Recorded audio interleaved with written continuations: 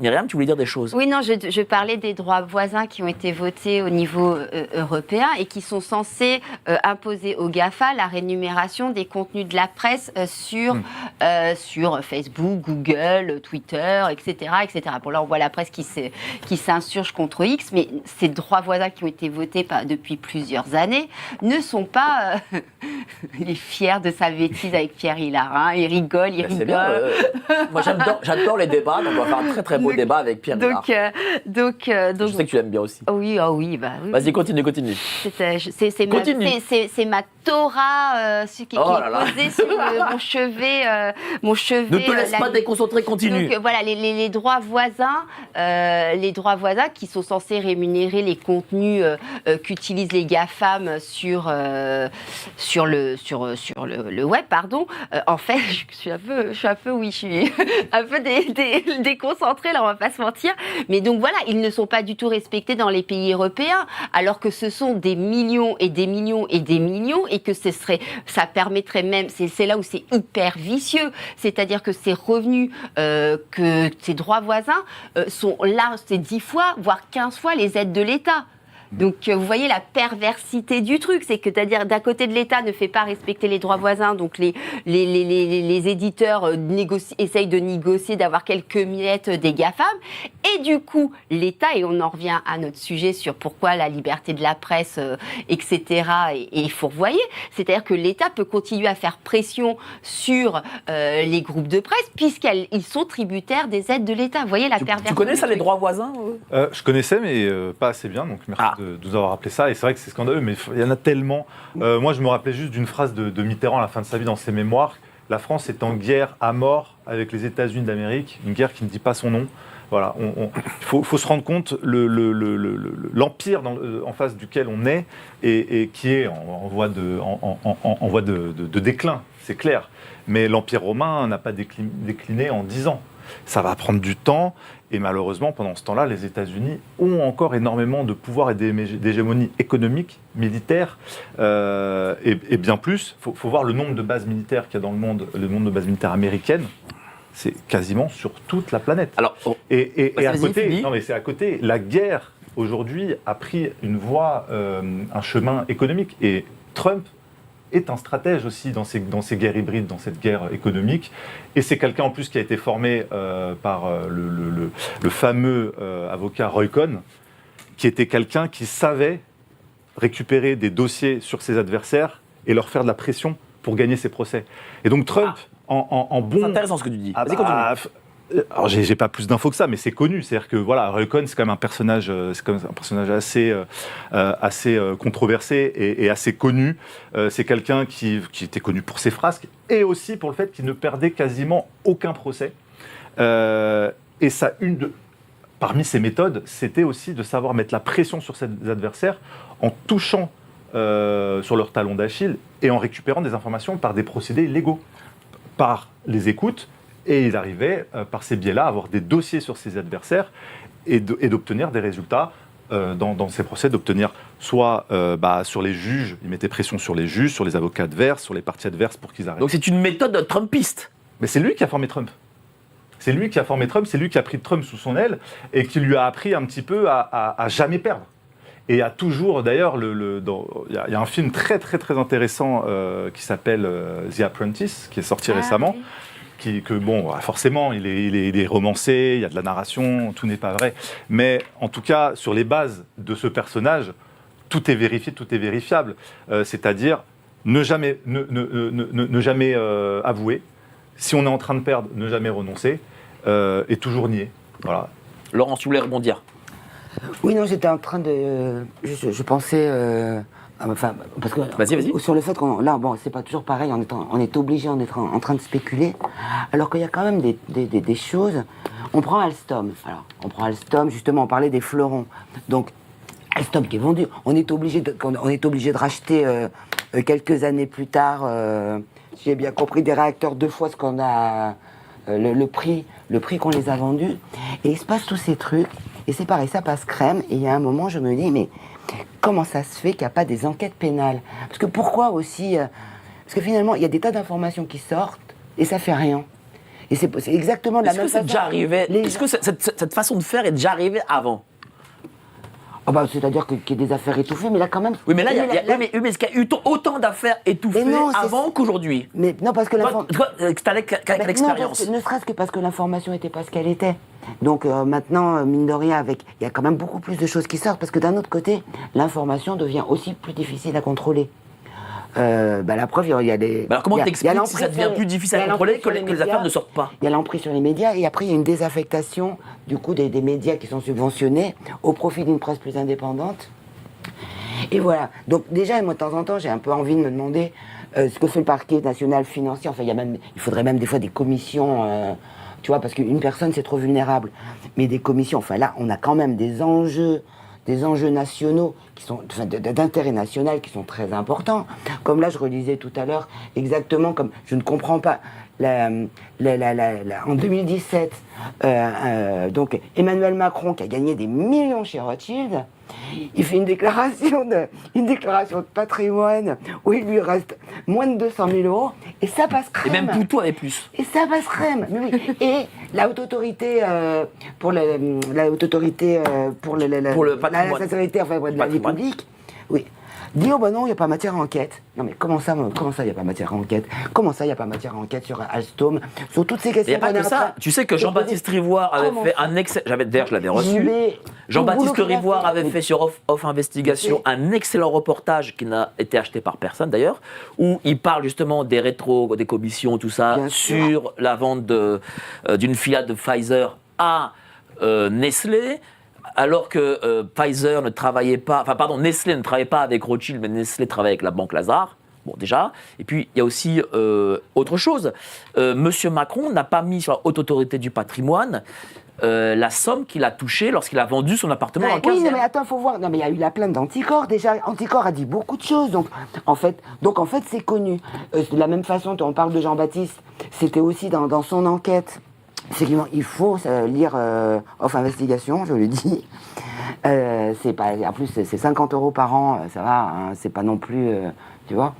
Mais, et c'est lui, c'est pareil, qui dit qu'a priori, il y avait une grosse partie des commissions dans les échanges avec Rothschild qui partaient dans c'est à Jersey, enfin, Oui, parce un paradis fiscal parce qu'il faut dire, britannique. ce qu'il faut dire, pour que les gens nous comprennent, c'est que en 2006, la banque Lazare et la banque Rothschild ont négocié avec le Trésor public français que leurs collaborateurs puissent être rétribués en compte offshore. Et c'est légal. Et l'offshore non déclaré. Oui, c'est ça. Voilà, c'est légal. Sinon, et pour revenir finalement à ta question aussi, pourquoi... Et toi, tu payes pas une amende, tu vas te retrouver. Ils prennent sur ton compte. Ils prennent sur ton compte Ça veut directement. dire que M. Enfin, Macron aurait, d'après le reportage de Jean-Baptiste Rivoire sur Off Investigation, Qui n'a pas été poursuivi aux dernières nouvelles. qui n'a pas été poursuivi, un compte offshore de plusieurs dizaines de millions d'euros qu'il ne peut ne pas déclarer. Elle est belle. Voilà. Non mais c'est vrai, hein, c'est une Ouais, réalité. la salade. Oui. Et bah tu vois, et pourquoi tu dis, pourquoi ça sort pas? Mais ça sort. Oui, mais il a fait en plus ce reportage, Oui. il l'a fait genre, il était sorti genre 3 mois avant les présidentielles de 2022, mais il est sorti sur sa chaîne YouTube et jamais à la télé. Oui, mais n'empêche que ça sort, donc, parce qu'il y a quand même un truc aussi, du coup, pourquoi ça continue, aussi, ça serait pourquoi ça continue, c'est parce que tu peux avoir 67 millions de Français qui sont au courant de quelque chose. Si à un moment, ça ne fait rien, c'est-à-dire qu'il n'y a pas quelqu'un pour organiser les conséquences de cette information, et bien finalement, ça fait 67 millions de gens dont on va enlever les enfants. Allez, 50 millions de gens qui bouent de rage, de sentiments d'impuissance, et qui aimeraient bien qu'il se passe quelque chose, et il se passe rien. Et je sais plus, moi, il y a un moment, à part aller faire le siège des députés ou pour qu'ils fassent leur job, je sais pas. Cher Myriam. Alors, il y a énormément de gens qui bouent, mais il y a énormément de gens qui ne bouent pas non plus. Il faut quand même avoir conscience que si ça ne passe pas au journal de TF1 et de France 2 à 20h, ça n'existe pas pour beaucoup de Français. C'est vrai aussi. C'est Et vous savez ce que j'ai appris c'est aujourd'hui? malheureux, mais c'est une réalité. Vous savez ce que j'ai appris aujourd'hui par Médiamétrie? Alors j'en suis tombé à la renverse. C'est que France Inter et France Culture ont, c'est Médiamétrie que je dis aujourd'hui, hein, 10 millions d'auditeurs jour. 7,5 millions pour France Inter et 2,5 millions pour France Culture. C'est pas moi. Non mais c'est pas dingue. Non mais est-ce que c'est pas dingue? Ça fait un pouvoir sur le. Sans compter, imaginez TF1, France 2, la 3, la 6 et RTL. Mais tout ça, mis bout à bout, c'est les 2 tiers des Français. Mais oui, mais France. Donc ça veut dire qu'en fait, nous on a. Alors je vais vous donner les chiffres. On a entre 150 et 200 000 auditeurs jour. Donc nous, en fait, on est des nains. Et même tous les mecs, les poulains, mais même CNews, BFM, etc. Voilà. J'ai envie de te dire, tu vois, c'est ça qui est dingue. C'est souvent, on n'a pas conscience de l'importance du journal de 20h. Enfin, je veux dire, entre TF1 et France 2, c'est 10 millions de téléspectateurs par jour. Et c'est juste énorme. Plus 10 millions de la radio publique. Voilà, plus 10 millions de la radio publique. Et quand on regarde en plus ces journaux, on a l'impression de vivre dans une réalité pas la réelle. Eux, ils n'ont pas parlé des dossiers sexuels de Monsieur Trump sur Emmanuel Macron. Ou du laptop d'Hunter Biden. Voilà, c'était voilà. une fake news pendant longtemps. Et RTL, ça fait 6-7 millions jour aussi. Oui. Donc vous imaginez, parce que souvent on me dit oui, mais nous, les médias indépendants. Non. Les médias du système, ils représentent les 2 tiers des Français, qu'on le veuille ou non. Mais ce qui est terrible, c'est que c'est pendant, et moi ça je le redis, même si ça me coûte ma carrière qui est plutôt derrière moi que devant, mais je le redis, c'est sous la Macronie que c'est le plus fort. Je veux dire, on a pris la tête. Alors, je dis pas que voilà, là, il va rembourser, je crois, 300 000 ou je sais plus combien d'euros, Monsieur Fillon pour 3 costumes, etc. Là, tu nous apprends que Monsieur Macron aurait, j'utilise le conditionnel parce que voilà, quand même, je l'ai pas, moi, j'ai pas enquêté sur ce dossier, donc j'utilise le conditionnel quand voilà. Aurait un compte offshore, je ne sais où. Tu ne dois pas être le seul. Voilà, et voilà, il se passe, c'est quand même juste incroyable. Et donc, pour revenir quand même au dossier Trump, il faut quand même savoir que Monsieur Trump était poursuivi pour la détention de dossiers confidentiels avec qui il serait parti de la Maison-Blanche. Et tu as totalement raison, son avocat était brillantissime puisqu'il a été complètement innocenté. Il n'y a plus aucune accusation, plus aucune requête qui est faite sur ce dossier. Et voilà. Alors, là, surtout qui récupère tout le pouvoir. Non, mais c'était même avant. Alors, j'ai une question à vous poser, les amis. Revenons au sujet. Comment vous expliquez que Emmanuel Macron était le premier président, le premier chef d'État du monde à avoir Monsieur Trump au téléphone pour lui présenter ses félicitations? Alors, c'est pas qu'il a été le premier chef d'État à l'avoir au téléphone, c'est qu'il a il a été le premier chef d'État. Non, c'est pas ça. Ah bon. Alors, il a été le premier chef d'État à tweeter, alors même que la victoire de Monsieur Trump n'était pas officielle. Bon, quand même, c'est hyper symbolique. Comment tu expliques ça? Il s'est pris. Moi, ça me fait dire que ces dossiers sur la vie sexuelle d'Emmanuel Macron, en tout cas ce dossier que Trump aurait, est quand même existant. Pourquoi il s'est empressé de Twitter, que c'était même pas officiel? C'est quand même bizarre. Et puis alors après, on avait tous les éléments de langage derrière. Oui, Monsieur Macron a eu Monsieur Trump au téléphone, 25 minutes de conversation. Il a eu aussi. Oui, mais il a été un des premiers aussi à l'avoir. Oui, mais c'était pas le premier. C'était qui le premier? Je sais plus. Franchement, très honnêtement, je vais pas te dire de bêtises, je sais plus. En tout cas, il a été le premier à tweeter et un des premiers à l'avoir au téléphone. Voilà. Et donc, après, on a eu toute la communication qui s'est mise en marche avec les éléments de langage. L'entretien a duré 25 minutes. Ça a été extrêmement chaleureux. Tatati, tatata. Qui dit ça, que ça a été chaleureux? Ça, c'est l'encourage, oui, voilà, l'Élysée, la communication de l'Élysée, et puis ensuite tous les petits bonhommes rouges de Emmanuel Macron qui siègent à l'Assemblée nationale, quoi. Mais donc voilà, c'est juste. C'est vrai que c'est quand même bizarre. Pourquoi il tweet juste avant avant même que la victoire soit officielle. Ça allait être officialisé, mais c'est vrai que symboliquement, normalement, il est censé attendre le moment où c'est prononcé officiellement. C'était à 8h54. Donc son camp, c'est plus Kamala Harris que Trump. Mais effectivement, est-ce qu'à un moment donné, il s'est dit, je suis dans la merde, je suis devant le tourner, et à un moment donné, il sait aussi lui-même ce que apparemment les dossiers Trump peuvent contenir. Ah, ce serait bien. Je ne sais pas si vous avez la réaction d'Emmanuel Macron à ces dossiers Trump sur CNN. Oui, il dit, Mais que, oui, il les il dit a. avec un petit sourire, bon... Alors, est-ce qu'on peut les montrer, tiens? Et on coupe pas la parole, Pardon, non, chère, excuse-moi. Non, mais chère Myriam. t'as raison. Pardon, excusez-moi. Parce que c'est vrai Bon, il que finit. c'est assez révélateur Marc finit. cette façon de Vas-y. Macron de répondre à cette information quand on lui dit qu'il y a un dossier. C'est presque comme s'il n'a pas l'air surpris. Alors bon, c'est vrai qu'en tant que chef d'État, j'imagine une réaction un peu plus ferme et un peu plus vigoureuse. Voilà. Maintenant, ne serait-ce que pour le respect de la fonction et du pays. On va montrer la réaction.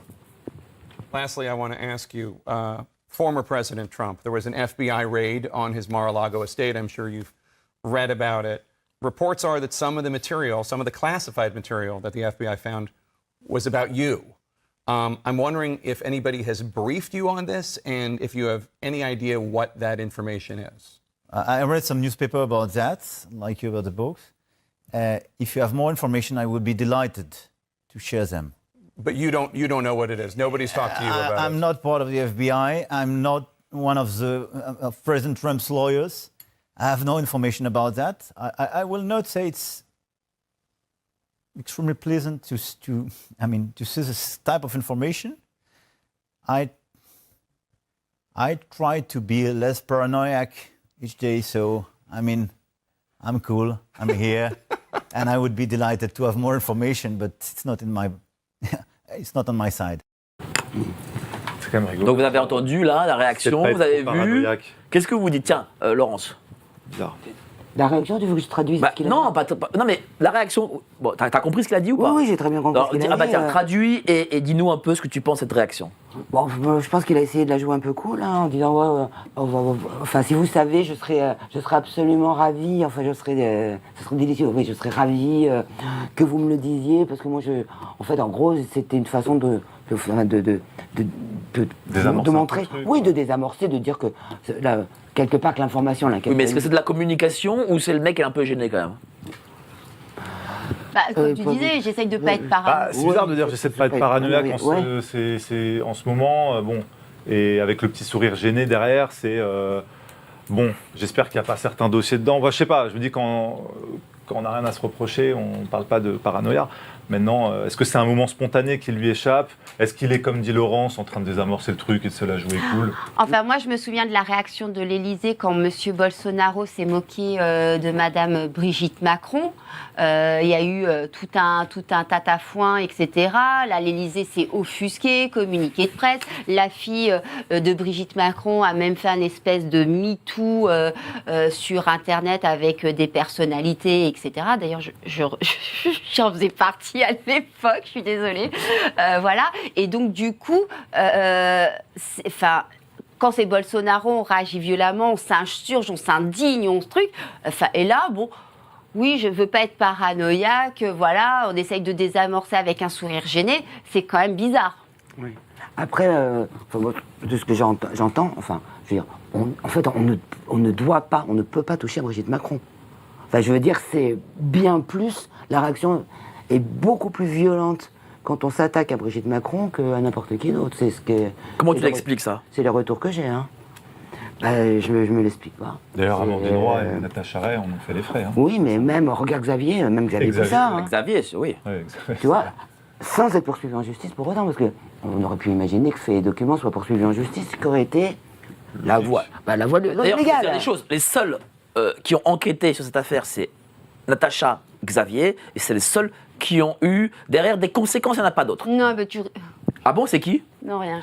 Non mais d'accord, je sais ce que tu vas dire, mais il n'y a pas eu un mec de Twitter qui a eu des conséquences. Ouais. Ça c'est faux. Voilà. Mais il fallait faire un exemple, je pense, pour dissuader les autres. Non, je pense que les autres aussi, ils n'ont rien, à part les deux. Vas-y. Non, mais bon, en tout cas, 8 000 € chacune de dommages et intérêts. Et non, en n'allant pas sur le fond de l'affaire, finalement, qui aurait pu être réglé assez vite. Finalement, bon, bah. Il suffit de montrer une photo ou une carte d'identité. Eux, ils montrent une carte électorale de Jean-Michel Trogneux. C'est un peu Et bancal. bah, La défense écoutez, est un moi peu j'ai bancale. été au procès d'Amandine Roy et de Natacha Ray.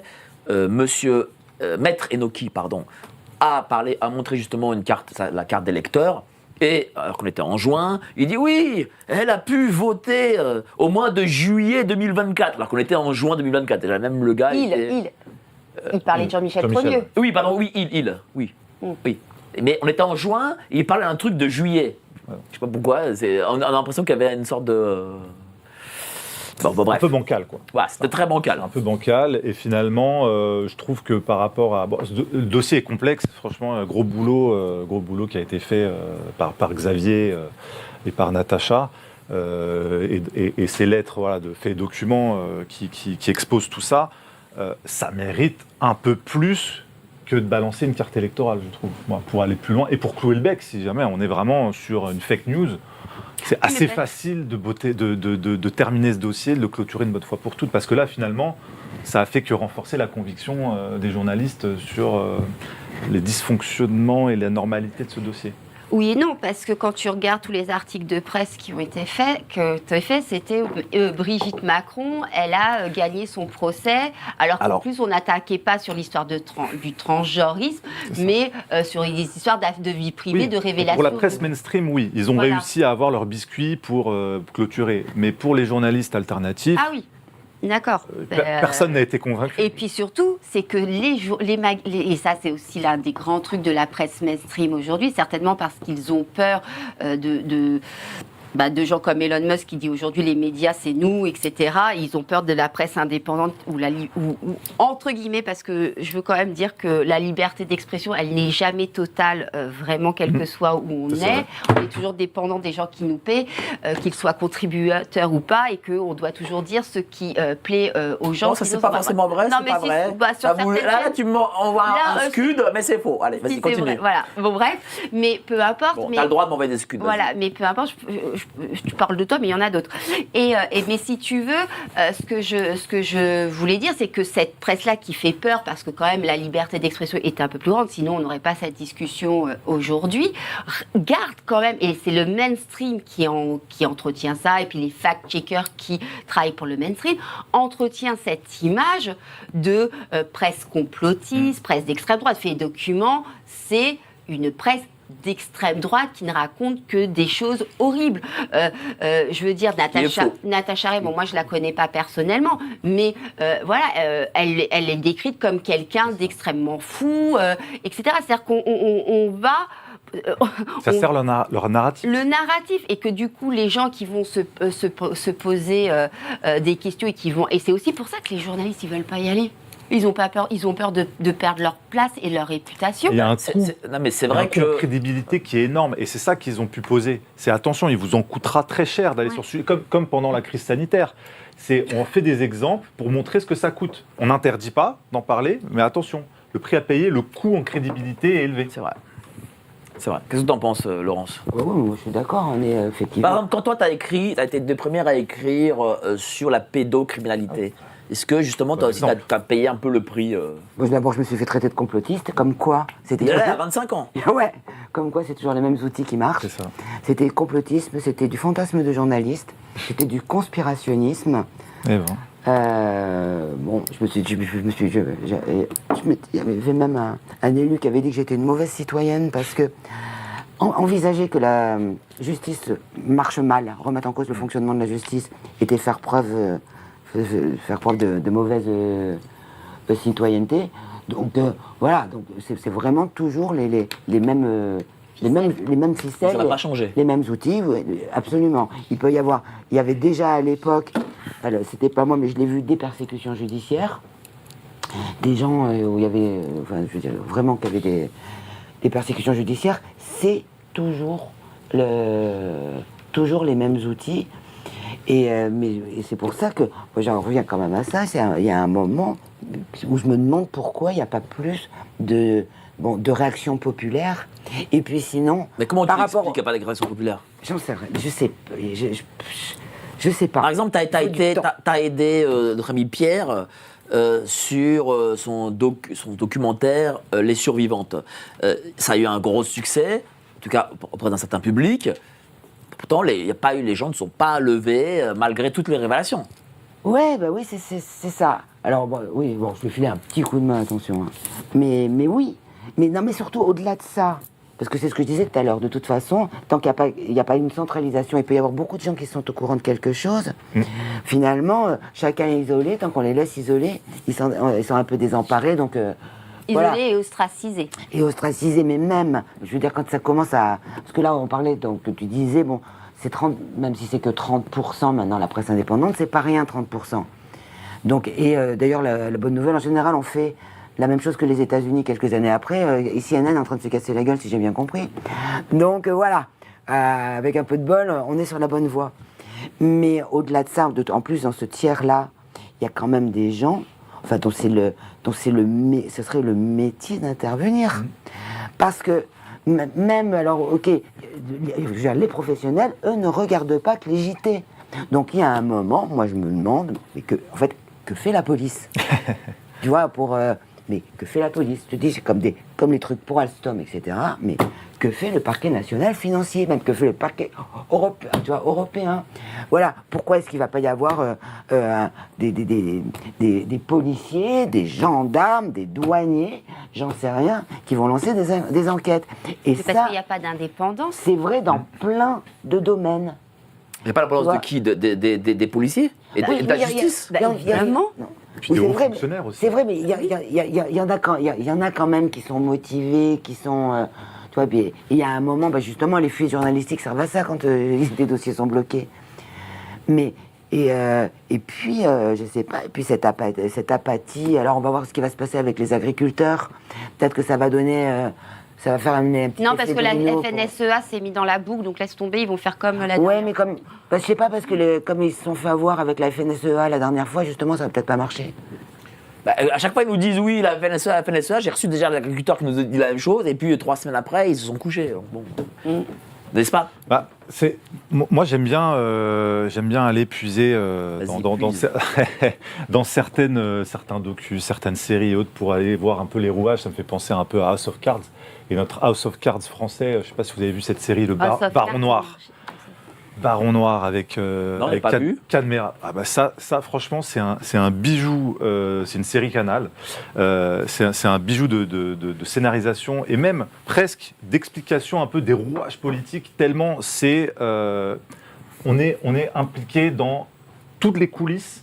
Bon, à l'époque, c'était le PS, de la construction de la corruption, des réseaux d'intérêt entre les partis politiques, avec les médias, etc.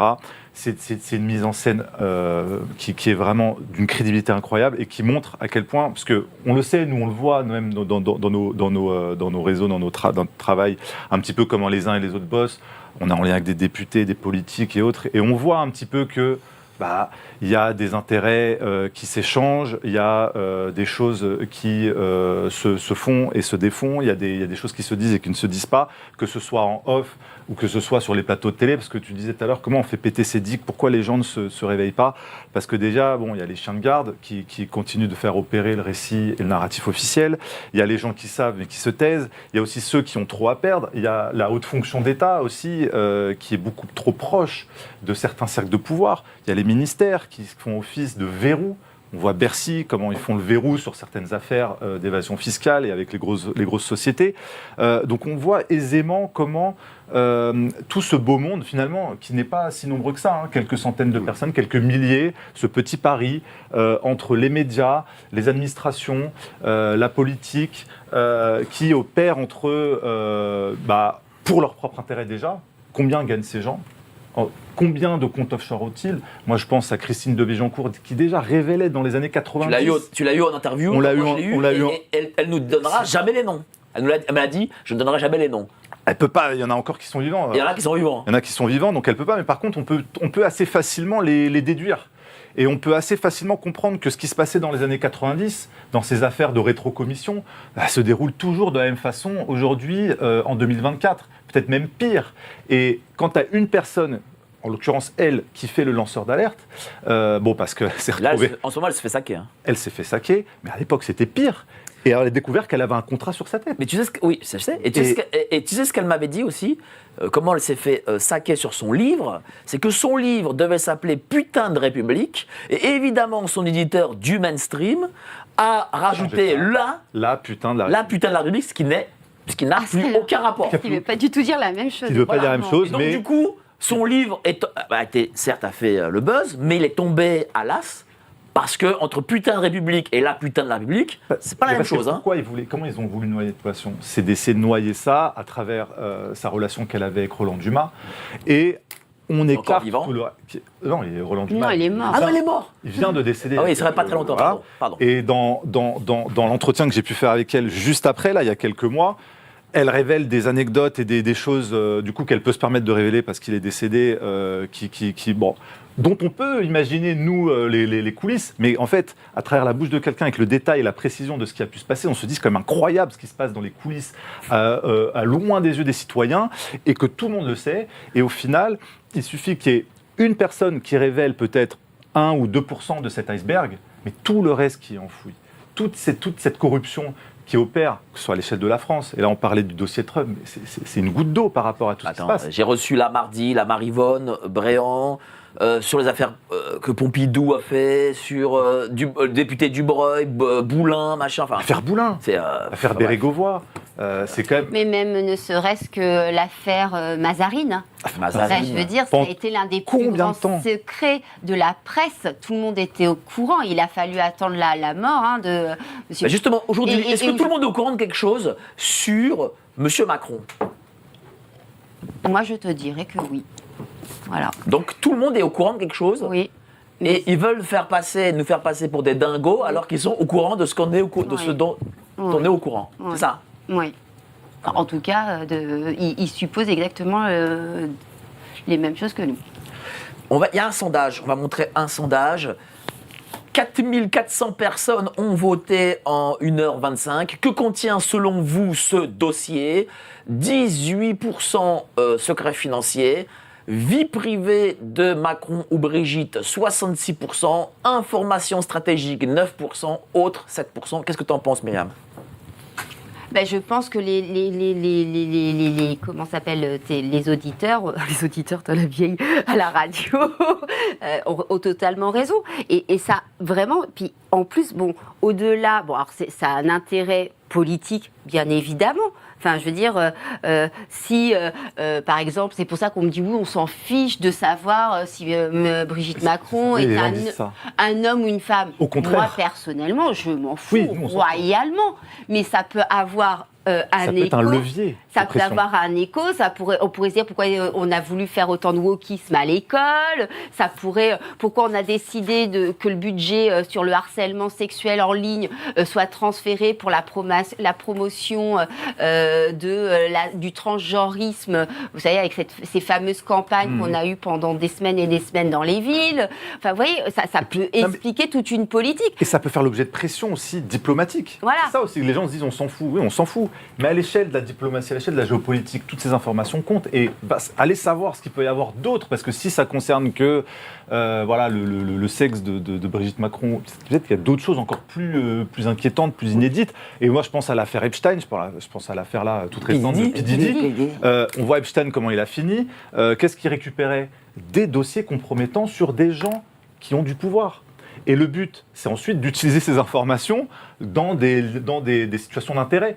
Et là, le problème, c'est que ce dossier Trump, très certainement, n'a pas rien sur Macron. Il y a quelque chose, parce qu'en tout cas, il le laisse sous-entendre. Alors, est-ce qu'il le laisse sous-entendre alors qu'il n'y a rien juste pour jouer le coup de bluff? Moi, je ne crois pas, parce que Trump, c'est quand même c'est toujours révélé assez solide dans ce qu'il prétend, même si parfois il fait des coups de bluff. Moi, je pense, encore une fois, à cet avocat, Errol Cohn, qu'on voit dans ce film, du coup, comment il opérait, comment il passait du temps à récupérer des informations compromettantes sur ses adversaires et les utiliser au moment opportun. Et c'est vrai que peut-être que pour Macron, pour Trump, c'est peut-être là maintenant le moment opportun, en tout cas dans quelques mois. Non, et puis les services secrets français n'auraient pas été autant en ébullition à ce moment-là. Enfin, il faut quand même... s'il n'y a rien, si vous n'avez rien à vous reprocher, pourquoi tout le monde s'agiterait comme ça au Quai d'Orsay, quoi. Laurence, tu voudrais commenter ce sondage? Non, mais déjà, juste, il y a peut-être un petit peu de ci, un petit peu de ça. C'est peut-être pas forcément juste un seul thème. Ah, mais les gens sont très intéressés par cette histoire. Moi, je me souviens, c'était d'ailleurs la dernière couve que j'avais fait du magazine Public. Et Rien ne va plus. Voilà, rien ne va plus. Et en fait, et donc j'avais fait leur vie sexuelle sous les projecteurs, donc par rapport au dossier Trump, et ça a cartonné. C'est-à-dire que à un moment où la presse décline énormément et qu'on a toujours une décroissance de 15% chaque année, ce numéro avait fait plus 14% par rapport à N-1 et plus 16% par rapport à l'édition précédente. Ça veut dire quoi? Ça veut dire que les gens, en fait, est-ce que les gens sont au courant et intéressés par la vie privée d'Emmanuel Macron? Est-ce que tu te rends compte? Parce que ça, si c'était vrai, cette histoire de... Là, j'ai quand même un petit moment où on se rend compte à quel point on aurait été pris pour des cons. Il faut quand même savoir que jamais il aurait été élu et que ça, tout le monde en est au courant. Accessoirement, parce qu'on dit, moi, j'en ai rien à foutre si c'est un mec, une femme ou un mec. Personne moi, n'aurait voté pour. voilà, mais moi, j'en ai pas rien à foutre. J'en ai pas rien à foutre parce que si jamais c'était un mec, ça implique, c'est pareil, une succession de mensonges et éventuellement de délits pénals ou alors de pression. S'ils sont mariés, ça veut dire qu'il y a eu des faux en écriture. D'ailleurs, s'ils ne sont pas mariés, ça veut dire aussi qu'il y a eu des faux en écriture. Donc, il faut se rendre compte que derrière, il y a, au-delà de se foutre de la gueule d'une façon incroyable, pour le coup, du citoyen et du français, un petit peu comme ce que je disais tout à l'heure, là encore, on est dans une impunité, enfin on est en fait aussi dans un dysfonctionnement judiciaire et dans une succession de violations de la loi quand même. Donc c'est quand même tout petit peu embêtant quand c'est les personnes qui sont au sommet de l'État et qui en plus de temps en temps se gênent pas pour aller faire des leçons ou pas, tu vois, patroniser ou alors aller expliquer au mec qui est dans la mer qu'il a qu'à traverser la rue pour aller gagner ce qu'il dépense au petit déjeuner. Bon,